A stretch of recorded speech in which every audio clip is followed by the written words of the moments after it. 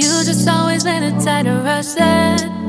I've been laid back, yeah. I don't wanna skip steps, you know that. So if you're with it, then say yeah.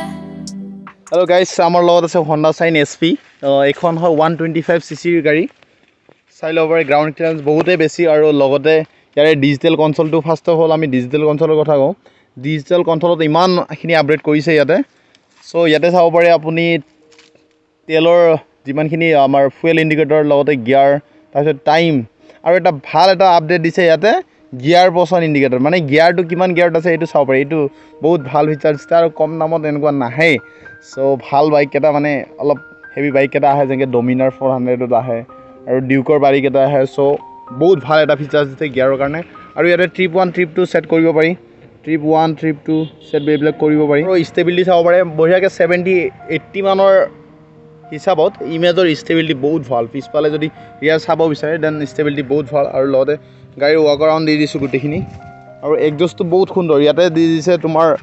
এইখিনি যেতিয়া hit হোৱাৰ লগতে এইখিনি ঠাণ্ডা হৈ থাকে এইখিনি পছন এক্সট্ৰাকৈ লগাই দি আছে ইয়াতে তাৰপিছত এইখন বাইকৰ দুটা ফিচাৰ্ছ ভাল লাগিছে সেল্ফ ষ্টাৰ্ট লগতে সেল্ফ কেনেকৈ কৰিব পাৰে আপুনি ইয়াৰ পৰা ডাইৰেক্টলি সেল্ফ ষ্টাৰ্ট কৰিব পাৰে দিছে লগতে এইটো এটা দুটা ভাল সেল্ফ দিছে দুইটা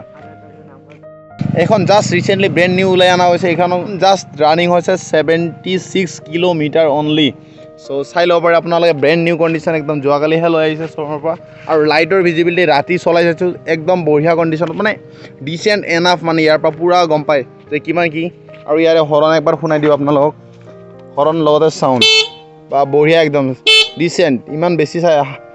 লাউডো নহয় আৰু চাওঁ ইয়াৰ চাউণ্ড নটটো এক্সজষ্টৰ চাউণ্ড নট এইটো চাওক ইঞ্জিন অফ ইঞ্জিন অন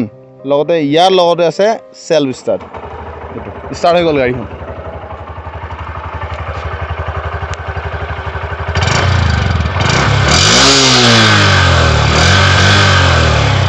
একদম ডিচেণ্ট আপোনাৰ যে গাড়ী ষ্টাৰ্ট হৈ আছে গমে নাপাব বঢ়িয়াকৈ আৰাম মানে বেছি লাউড নহয় এইটো একদম ফালিবৰ কাৰণে নহয় একদম চাউণ্ডটো ডিচেণ্ট একদম কুল একদম ৰিফাইন ইঞ্জিন চব মজা লাগিছে চাউণ্ডটো ইয়াৰ এতিয়া চাউণ্ডটো অফ কৰি লৈ লওঁ অ'কে এই ড্ৰাম ব্ৰেক ভেৰিয়েণ্ট হয় সো ইয়াতে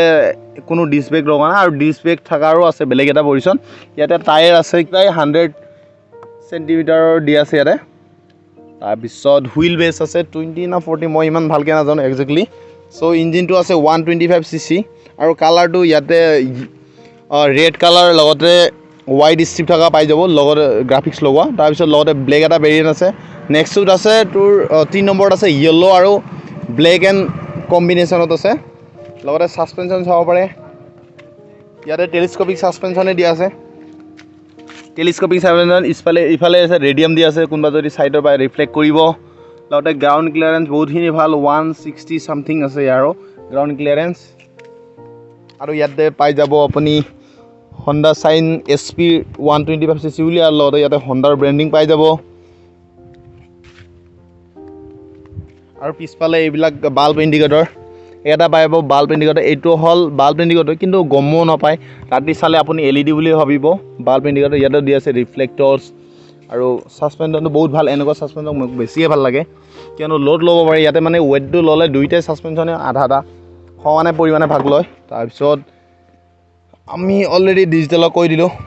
সো গিয়াৰ পছন indicator mileage total trip 1 trip 2 কিমান কিলোমিটাৰ আৰু ইয়াতে হেণ্ডবাৰটো দি আছে লেফ্ট ৰাইট টাৰ্ণ ইণ্ডিকেটৰ দিয়া আছে হৰ্ণ দি আছে লগতে ইয়াতে পাছিং লাইট দি আছে ইয়াতে এটা বস্তু মিছিং আছে যেন লাগিছে মোক যিটো আপাৰ এণ্ড ডিপাৰৰ সেই পৰ্চনটো আছে সেইটো জাষ্ট মিছিং আছে মোক সেইটো লাগি আছে গাড়ীখনৰ চিট হাইট আছে 790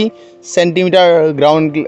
চিট হাইট আছে আৰু চিটটো বহুত ডিচেণ্ট হাইট আছে আৰু চিটটো বহুত ডিচেণ্ট বঢ়িয়া কুচনিং একদম হাৰ্ড নহয় চফ্ট আছে একদম চিটটো কুচনিং সো আপুনি বহি ফালে একদম 300-350 আৰামছে আপুনি চলাব পাৰিব ক'ৰবাত যদি অলপ দূৰত যায় 70-80 কিলোমিটাৰ ডিষ্টেঞ্চত সো আৰামছে কভাৰ কৰিব আপুনি একো ভাগৰ ফিল নকৰাকৈ লগতে আছে ইয়াৰে মাইলেজ মেইনলি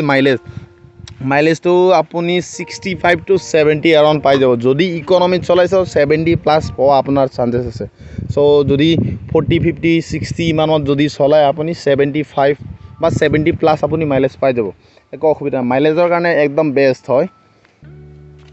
আৰু ইয়াৰে গিয়াৰ একদম 5টা আছে ইয়াতে গিয়াৰ 5টা দি আছে আৰু ইয়াৰ এইবিলাকৰ সাৰ্ভিসিং কষ্ট একদম ইজি হয় তো 500 পৰা 600 500 ম্যাক্সিমাম 500 মানত সাৰ্ভিসিং ইয়াৰ হৈ যায় যেতিয়ালৈ ফ্ৰী সাৰ্ভিসিং যদি আৰু পেইড সাৰ্ভিসিং হয় খৰচা দি মেলি মোবাইলটো চেঞ্জ কৰি এৰাউণ্ড 700 মানত হৈ যাব এইখন সাৰ্ভিসিং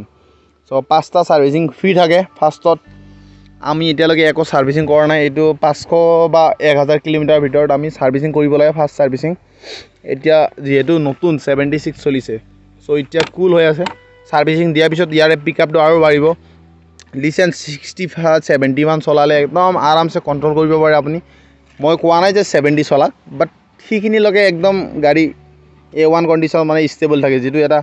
ইয়াৰে লিন কন্ডিশন বা ষ্টেবিলিটি গাড়ী ষ্টেবিলিটি বহুত ভাল সো চাই লওক আপোনালোকে আৰু আপোনালোকে যদি প্ল্যানিং কৰি আছে এখন কিনিম বুলি সো লৈ ল'ব পাৰে আৰু ইয়াতে ধৰা সিস্টেম আছে লেডিছৰ কাৰণে আৰু 4 গাৰ্ড দি আছে লগতে এটো কিছুমান বাইকত কিনিব লাগে এক্সট্ৰা ইয়াতে কোম্পানী ফিটেড দি আছে তো 4 গাৰ্ড লগতে মই লেডিছ মানুহ বহিবৰ কাৰণে একদম সুবিধা 4ও নুখুমাই সাইডত সেফ গাৰ্ড দি আছে এটো বহুত ভাল লগতে আপোনাৰ লাষ্টত আহিল পইচা সো ইয়াৰ পইচা অন ৰোড কিমান হ'ব এক্স শ্বৰুম প্ৰাইস কিমান এক্স শ্বৰুম প্ৰাইস ইয়াৰ আমাৰ যেহেতু গুৱাহাটীৰ পৰা অলপ দূৰ হয় সো ইয়াৰে 80 সামথিং ইয়াৰে on road x showroom price on road পৰিছে 1 লাখৰ ওচৰ ন 1,04,000 টকা ইয়াৰে হয় অন ৰোড প্ৰাইস সো আপোনালোকে চাই লওক আৰু এইবিলাক বাইকত বহুত ভাল এটা মোক বেনিফিট লাগে যেতিয়া চেন সিস্টেমটো বহুত বেছি মোক প্ৰফিটেবল লাগে মানে ইয়াতে কোনো ডাস্ট পাৰ্টিকেল বা ধুলা চুলা নালাগে সো ইয়াতে চেনটো ইমান বেছি সাফা কৰি থাকিব নালাগে 300 400 কৰিব নালাগে যিকেইটা হেভি বাইক বা সুপাৰ বাইক বিলাক আছে 300 400 কিলোমিটাৰ চলাৰ পিছত ধুলা চুলা লাগে সো চেন সাফা কৰিব ইয়াতে টেনচন নাই 1000 বা সাৰ্ভিসিংৰ টাইমত চেন সাফা কৰিলে হ'ল আৰু মোবাইল চবাইল লগাই দিলে অলপ যি লগাই লুব্ৰিকেন্ট যি চেনত লগাই সেইটো লগাই ল'লে হ'ল সো বহুত ভাল আৰু ব্ৰেকিং টেষ্ট কৰিছো মই ব্ৰেকিং টেষ্টটো বহুত ভাল মানে ভাল আছে ব্ৰেকিং সিস্টেমটো যেটো আপডেট কৰিছে এইটো BS6 ভাৰ্সন হয় সো ইয়াতে বহুত ইজি হৈ গৈছে এতিয়া এটা মোবাইলটো 1 লিটাৰ হে কমাই যেটো মজা একদম বেছি নহয় খৰচ এইকাৰণে কমি যায় সাৰ্ভিসিংটো তো চাই ল'ব আপুনি কি বিন্দাস কমফৰ্ট হ্যান্ডেলটো মানে একদম আপৰাইট একদম বেছি ডাঙৰ দীঘল হ্যান্ডেল বাৰ নহয় সো শৰ্ট হয় মজাকে ইয়াতে ধৰি যদি কোনোবা ভৰি চাই ল'ব একদম বঢ়িয়াকে আপৰাইটো নহয় একদম বিন্দাস ঘুমাই গৈছে টেংক পেকেটৰ লগত লাগি আছে সো চাই ল'ব পাৰে আপোনালোকে একদম ৰোড কন্ডিশন মজা সো ফ্ৰী আছে এইকাৰণে আমি ভিডিও বনাই আছো বাইক চলাই ইয়াতে চাই ল'ব সিটিং পজিশন একদম বিন্দাস ভৰি না আগত গৈছে না পিছত গৈছে একদম বিন্দাসকে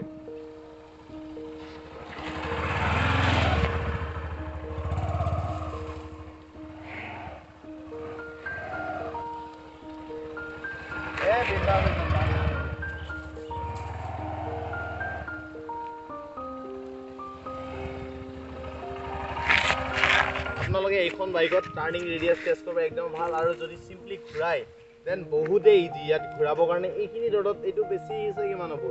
14 ফুট মান হ'ব সো ইয়াতে ঘুৰাবৰ কাৰণে একদম লাইটাৰ বেলেগ বাইক বিলাক ঘুৰাবই নোৱাৰি যেনেকে ডমিনাৰ বা FZ হক বা সেইখিনি অলপমান হলে ভৰি হলেও দিব লাগে সো ইমান ইজি ঘুৰাবৰ কাৰণে আৰু উলাবৰ কাৰণে বেক একদম আৰামছে যেটো ভৰিটো পায় আৰামছে টেনচন নাই সো ভাল লাগিল বাইকখিনি চলাই আৰু আপোনালোকে যদি লম বুলি ভাবি আছে সো ভ্যালু ফৰ মানি হয় এখন বাইক লৈ ল'ব আৰু সিটিং কেপাসিটি পিছফালে দুজন বহিব একদম আৰামছে আৰু তিনিজন আৰু আপোনালোকক যদি যিকোনো বাইকৰ যদি ৰিভিউ লাগে দেন অনেষ্ট ৰিভিউ এটা দি দিম মই যেটো চলাই চাই ফালেহে ৰিভিউ দিওঁ সো আপোনালোকে যদি কিবা এটা কমেন্ট সেকশনত কমেন্ট দিব পাৰে ইয়াৰ বাইকৰ যদি বিষয় কিবা জানিব থাকে আৰু যদি বেলেগ বাইকৰ যদিও জানিব বিচাৰে দেন কমেন্ট কৰিব কমেন্ট সেকশনত বাইক হাজিৰ হৈ যাব বাইকৰ review video so thank you guys চাই থাকিব ভিডিও আৰু এনেকৈ মৰম চেনে দিব মোৰ ৰিসেন্টলি 1K সাবস্ক্ৰাইবাৰ কমপ্লিট হৈ গ'ল মই ৰাইডত যোৱা নাই নেক্সট টাইম ৰাইডত যাম ভালকে এটা ভাল এখন বাইক মই সাৰ্চ কৰি আছো লৈ লম অতি সোনকালে মোৰ লগত আছে কেইখনমান বাইক মোৰ নিজৰ পাৰ্চনেল সো এইকেইটা অভাৰ লং টুৰৰ কাৰণেও বহুত টাফ হৈ যায় মানে বেক পেইন কৰি যায় লো ৰাইড যেনেকে 400-500 কিলোমিটাৰ ডেৰত আৰামছে কভাৰ কৰিব পৰা বাইক মোৰ লগত আছে সো বাই বাই গাইস আকৌ লগ পাম নেক্সট ভিডিওত কমেন্ট সেকশনত দিব কোনখন ভিডিও লাগে সো বাই বাই আকৌ লগ পাম